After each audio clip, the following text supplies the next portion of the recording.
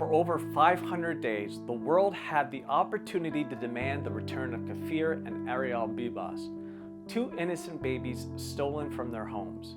Their mother Shiri held alongside them in a nightmare beyond comprehension.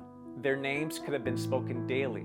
Their tiny faces could have been emblazoned across newspaper headlines. Their humanity could have been acknowledged by Canadian political stakeholders. Instead, their plight was met with silence, indifference, or worse, justifications. It is only in their confirmed deaths that the world suddenly found its voice, offering eulogies when it refused to offer advocacy. This is the grotesque moral failure of our time, a world that is more comfortable mourning dead Jews than fighting for living ones. Author Dara Horn's searing indictment from her book titled "People Love Dead Jews" rings tragically true once again. The Bibas babies, like so many before them, were more palatable as symbols of loss than of human beings whose lives should have been fiercely defended.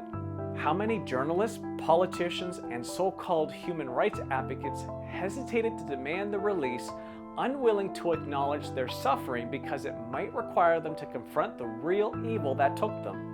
The moral and mental gymnastics that allowed these children to be ignored in life but lamented only in death exposes a society that does not value Jewish existence, only Jewish tragedy.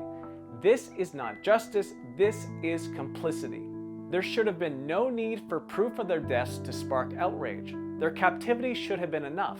Yet time and time again, history repeats itself and Jewish suffering is met with apathy unless it serves a narrative others find useful.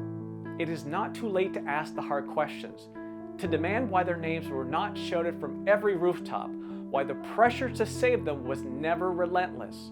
As we mourn the Bibas family, we must take note that it is certainly not too late to insist that this pattern ends here. Because if the world can only grieve Jewish lives once they are extinguished, it is failing not just Jews, but the very notion of humanity itself. May their memories be for a blessing.